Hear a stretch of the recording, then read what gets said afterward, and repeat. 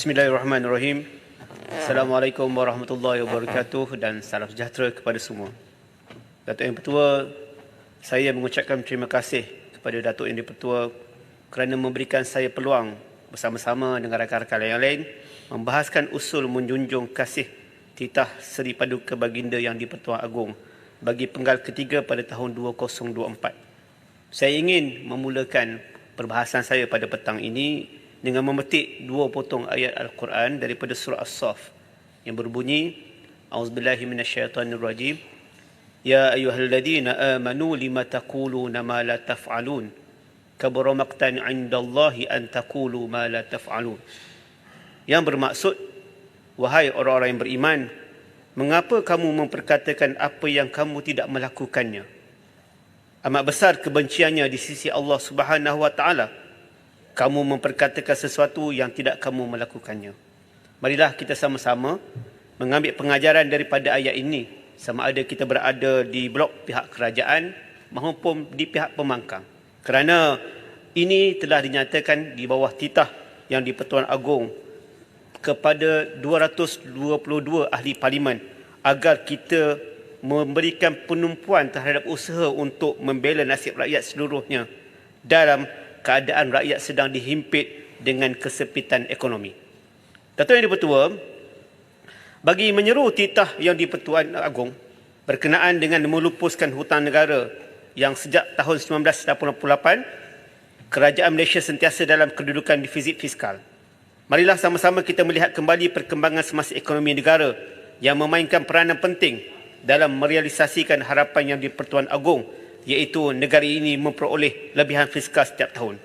Pada tahun 2023, KDNK negara hanyalah mencapai 3.7% berbanding targetnya 4.0 sehingga 5.0 dari ucapan sulung yang Perdana Menteri Malaysia PMX sebagai Menteri Kewangan dalam Pembentangan Belanjawan 2023. Pada Pembentangan Belanjawan tahun ini pula, kerajaan masih mengekalkan targetnya pada julat 4.0 hingga 5.0%. Dan pada hemat saya, ia tidaklah terlalu tinggi dan ianya realistik untuk dicapai.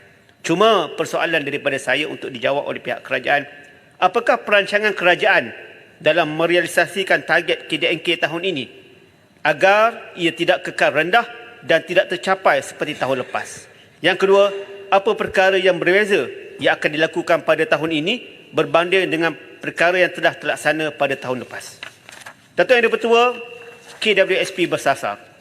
Pada perbahasan Belanjawan 2023, saya telah mencadangkan kepada pihak kerajaan untuk mempertimbangkan kepada KWSP bersasar, pengeluaran KWSP bersasar. Berikut adalah petikan daripada ucapan tersebut. Realitinya, saya mengetahui bahawasanya penyimpan dengan jumlah yang paling sedikit adalah daripada orang Melayu sendiri. Namun, saya juga memahami adanya implikasi terhadap pengeluaran bersasar ini. Namun, penegasan kami di peringkat Perikatan Nasional, pengeluaran bersasar KWSP ini adalah berbentuk short term measures dengan izin kepada mereka yang betul-betul memerlukan, bukannya diberikan kepukal kepada semua. Oleh kerana itu, syarat untuk mereka yang layak adalah ditetapkan oleh kerajaan. Maka dengan ini, kerajaan boleh mengawal sebarang implikasi daripada kebenaran tersebut. Saya telah mengangkat isu ini kembali pada sesi pertanyaan-pertanyaan bagi jawab lisan pada minggu lepas. Ia berkait dengan akaun 3 KWSP yang akan diperkenalkan pada April ini. Pihak Menteri Kewangan kedua tidak dapat memberikan penjelasan yang tuntas ataupun terperinci kerana dimaklumkan KWSP sedang sibuk memfokuskan kepada isu dividen pencarum bagi tahun 2023. Saya ucapkan tahniah kepada KWSP kerana berlakunya pemberian dividen 5.5% dan 5.4% kepada konvensional dan juga syariah. Namun untuk rekod, dividen KWSP pada tahun kewangan 2021 adalah 6.1% untuk konvensional dan 5.65% untuk syariah. Oleh yang demikian, untuk kesekian kalinya Yang di-Pertua, jerantut memohon agar diberikan kelonggaran kepada pengeluaran simpanan KWSP melalui akaun 3 ini kepada mereka yang layak, khususnya kepada mereka yang sedang dihimpit dengan hutang yang memungkinkan mereka diisytihar sebagai muflis atau bankrupt. Pada pihak kerajaan, kasihanilah rakyat dan dengarlah rintihan mereka.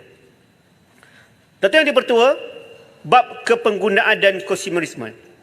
Cukai SST merangkumi cukai jalan dan perkhidmatan. Cukai jualan dan perkhidmatan.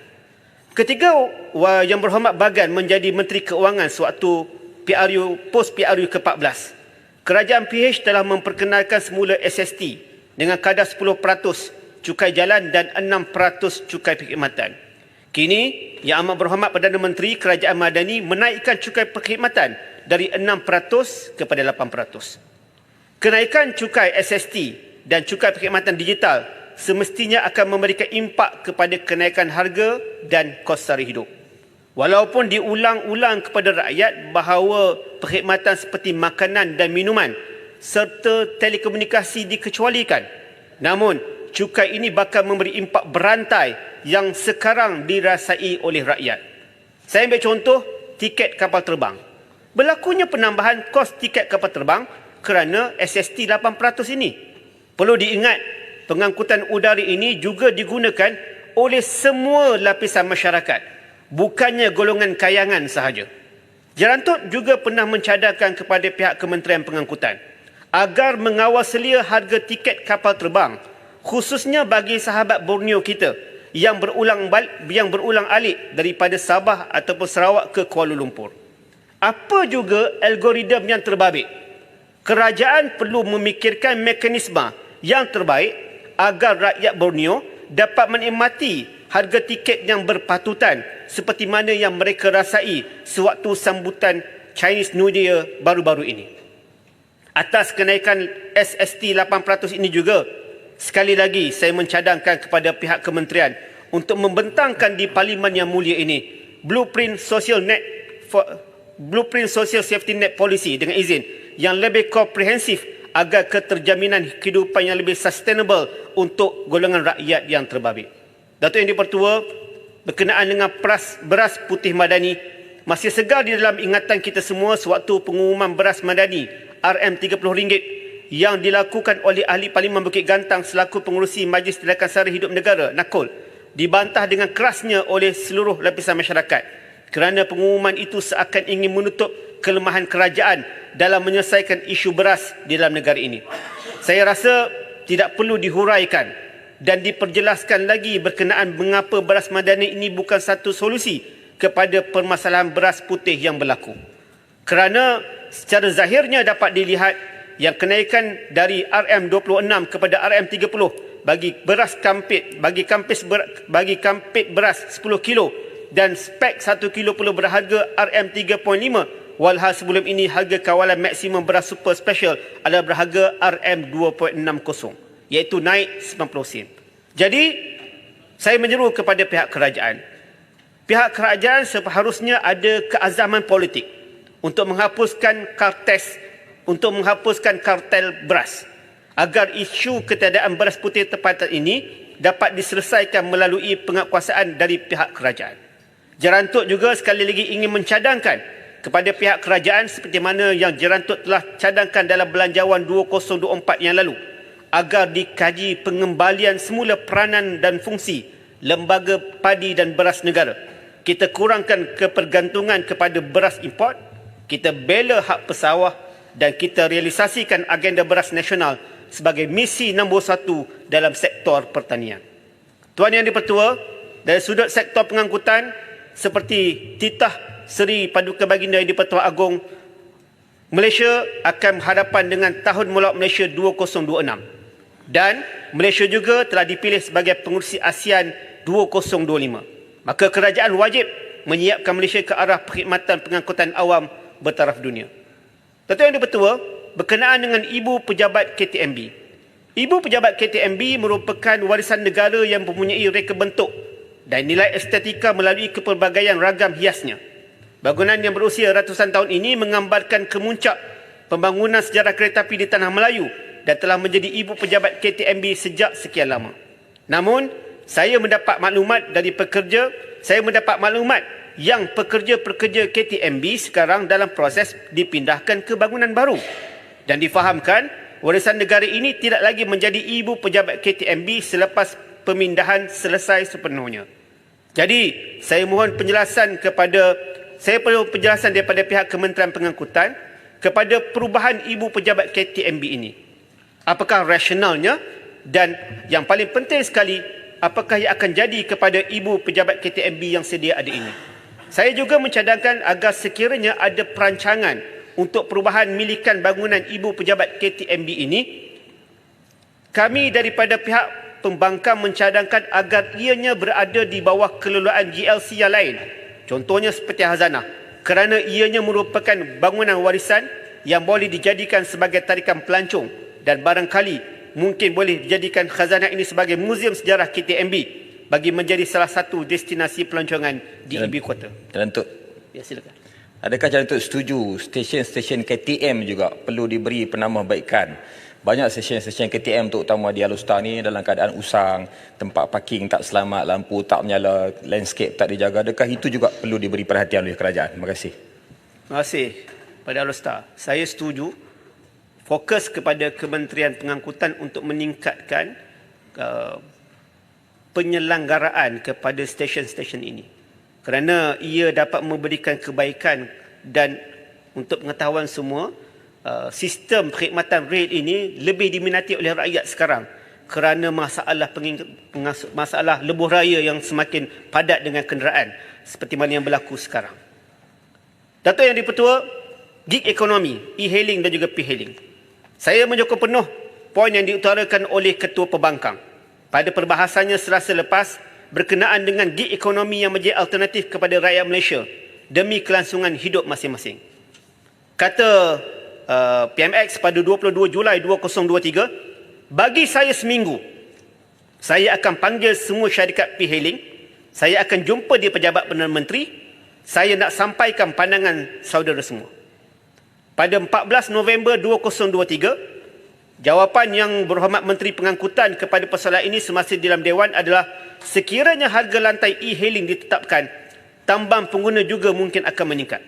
Namun, setelah diberikan janji oleh PMX untuk selesaikan isu ini dan setelah himpunan demi himpunan dilaksanakan oleh pihak e-hailing dan juga p-hailing, apa tindakan kerajaan selanjutnya? Apakah ingin dikhianati mereka sebagai golongan yang terdesak dalam mencari rezeki halal dalam keadaan suasana ekonomi yang mendesak sekarang? Datuk Yang di-Pertua, skim saraan baru perkhidmatan awam. Kita dimaklumkan berkenaan dengan skim saraan Malaysia 2002 akan menggantikan skim saraan baru perkhidmatan awam. Kita mohon pihak kerajaan agar membentangkan cadangan ini secara komprehensif di dalam Parlimen agar kita boleh menelitinya agar ia dapat memberikan kebaikan kepada semua kaki tangan perkhidmatan awam. Kita juga dimaklumkan oleh siaran media Jabatan Perdana Menteri, Jabatan Perkhidmatan Awam berkaitan dengan pengambilan pegawai baru secara lantikan kontrak yang bersifat interim dalam perkhidmatan awam akan diserap ke penjawatan tetap. Ini yang dinyatakan dalam siaran media tersebut.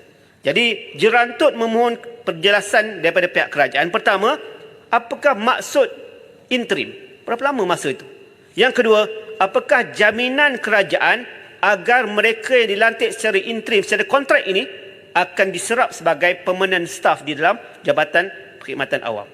Tuan Yang di-Pertua, dalam kita membentangkan tentang polemik makanan warisan negara ini, saya daripada Jerantut mencadangkan agar hidangan asam rong ataupun boleh sebut asam rum ataupun asang rong ataupun asaro, ada 4 cara nak sebutnya, dan juga ikan patin tempoyak yang kedua-duanya datang daripada Jerantut dan kedua-duanya boleh dinikmati oleh semua rakyat sama ada golongan majoriti ataupun minoriti yang disahkan halalnya. Saya mohon agar ia diangkat sebagai makanan warisan negara kerana ia lebih bagus daripada isu yang berlaku sebelum ini.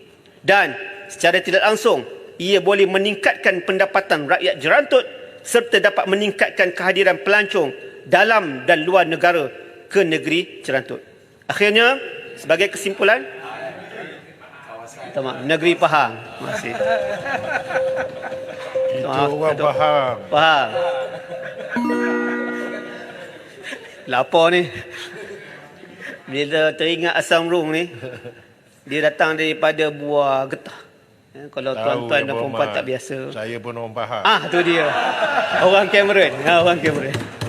Saya nak beritahu kat yang lain ni, kalau boleh datang ke sana, kita boleh bagi dua version. Satu yang tak pedas, satu yang pedas. Parlimen lah. Kepada semua. Kalau bawa ke parlimen, kita tak ada peruntukan. Belanja lah. Boleh, nanti kita pakat dengan Ipoh Timur. Dia ada peruntukan. Baik. Dah belanja hari ni dah. Terima kasih sahabat saya Ipoh Timur.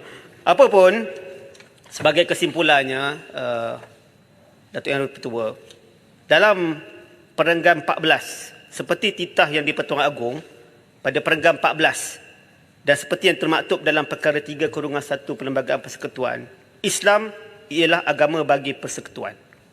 Maka pada pendapat saya, pada pendapat Jerantut, ia sewajarnya diberikan imuniti dari apa jua perkara yang boleh mengganggu gugat perkara ini. Semua pihak wajib mengambil tanggungjawab agar imuniti ini dapat dikekalkan dan diperkasakan. Sama ada kita menulis, sama ada kita bercakap, asalkan ia selari dengan apa yang termaktub di dalam Perkara 3/1 ini untuk kita memperkasakan Islam sebagai agama persekutuan, maka terimalah segalanya dengan hati yang terbuka. Dan juga saya memohon agar kita semua boleh bekerjasama, sama ada di peringkat pusat maupun di peringkat negeri. Kita semua mesti bersama-sama mengukuhkan mahkamah syariah dan menambah baik elemen syariah di semua peringkat. Semoga apa yang saya sampaikan pada hari ini akan diambil kira oleh pihak kerajaan sebagai constructive suggestion ataupun argument kepada pihak kerajaan untuk kita sama-sama membina negara ini seperti mana yang dimaklumkan ataupun dititahkan oleh Yang di-Pertuan Agong, yang kita perlu sama-sama membina kerajaan ini kerana ini adalah kerajaan Malaysia yang dicintai. Sekian, Jerantut memohon menyokong titah diraja 2024.